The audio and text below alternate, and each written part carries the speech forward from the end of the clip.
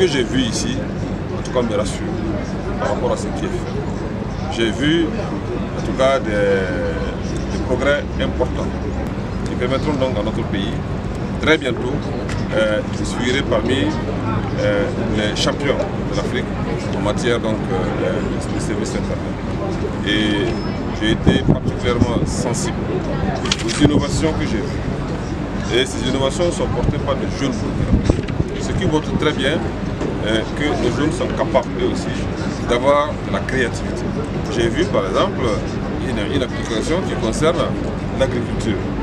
Ils ont créé un automate qui permet tout simplement à partir d'un boîtier de pouvoir informer les services officiels chaque fois. Il s'agit donc d'un produit qui est destiné à l'agriculture. Ici, on est au stand de Waralab.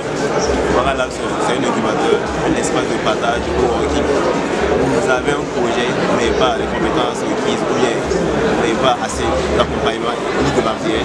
Waralab se propose de vous accompagner, que ce soit le côté technique et le côté logistique aussi. Aujourd'hui, à la Semaine nationale de l'Internet, nous présentons et nous avons d'abord des imprimantes 3D, notre projet d'agri à l'aide, et puis des drones. Et pour ce qui est des imprimantes 3D, on a trois modèles d'imprimantes 3D qui sont là. On a l'ancienne version, l'Ultimaker et puis le Handler.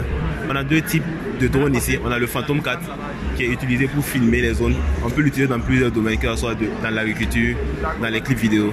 Et là, on a le Parrot qui est un agri-drone. Là, contrairement au Phantom 4, vous ne le pilotez pas.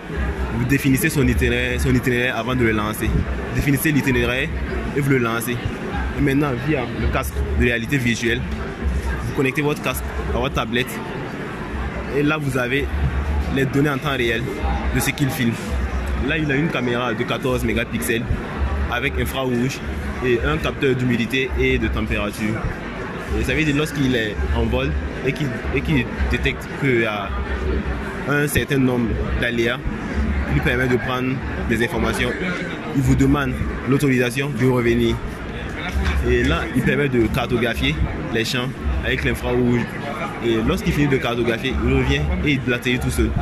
Là, maintenant, vous récupérez les informations sur une clé et vous partez les traiter avec votre ordinateur au laboratoire. On a des mini-drones qui permettent de faire la simulation. C'est à peu près le même système.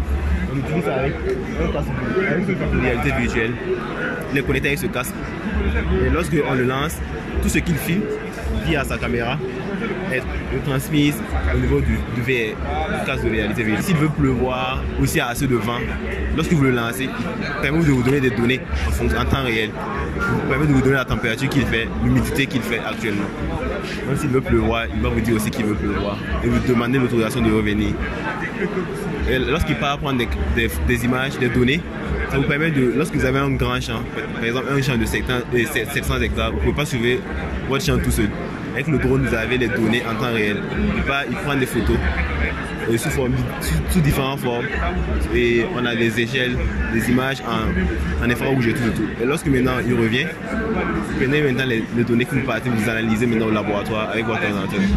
Là, on a un boîtier qu'on a surnommé Agri Alert.